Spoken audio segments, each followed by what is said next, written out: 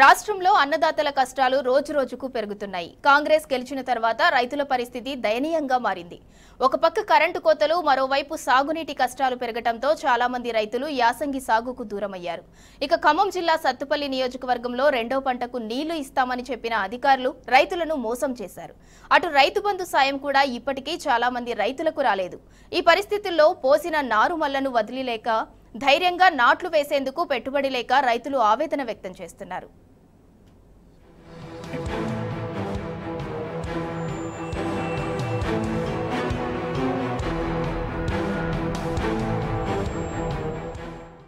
ఖమ్మం జిల్లాలో సాగునీరు అందక పొలాలు బీడిపారుతున్నాయి. రైతులు ఇబ్బందులు పడుతున్నారు.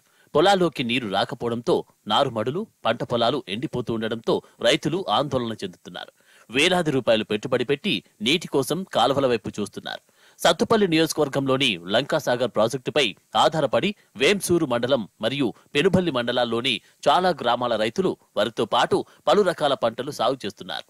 ఈ ఏడాది కూడా అధికారులను సంప్రదించి రెండో పంటకు నీళ్లు ఇస్తామని వారు హామీ ఇచ్చిన తర్వాతే నారుమల్లు పోశారు. కానీ 50 రోజుల్లోనే పరిస్థితి పూర్తిగా మారిపోయింది.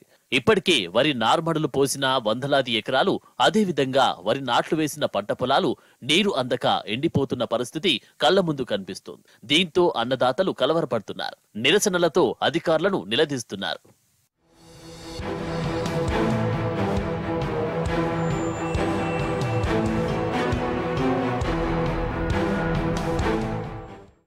సత్తుపల్లి నియోజకవర్గం లంకాసాగర్ ఎడమతూము వద్ద వేంసూర్ మండలం రాజగూడెం రైతులు ఆందోళన చేపట్టారు.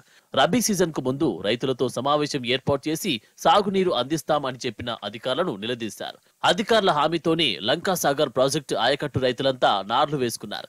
గాలి పైపుల ద్వారా, సైఫన్ ద్వారా రైతులు ప్రాజెక్టు నుండి నీరు పొలాలకి మళ్లిస్తూ పంటలను బతికించుకునే ప్రయత్నం చేస్తూ ఉంటే అధికారులు వారిని అడ్డుకుంటుండటంతో ఆందోళనకు దిగుతున్నారు.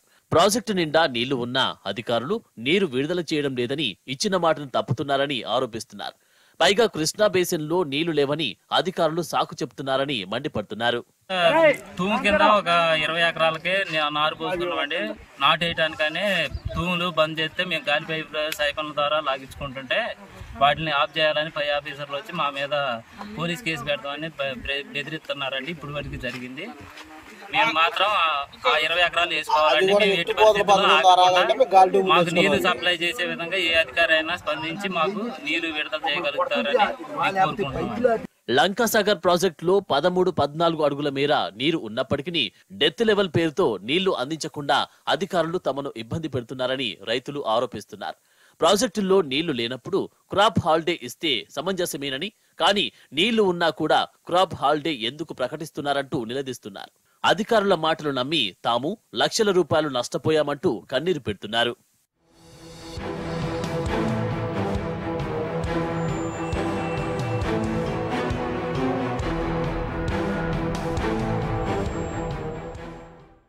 పదేళ్ల కేసీఆర్ పాలనలో ఎలాంటి సాగునీటి కష్టం తెలియని రైతులకు ఈ కాంగ్రెస్ సర్కార్ వచ్చిన 50 రోజుల్లోనే ఇబ్బందులు మొదలయ్యాయి.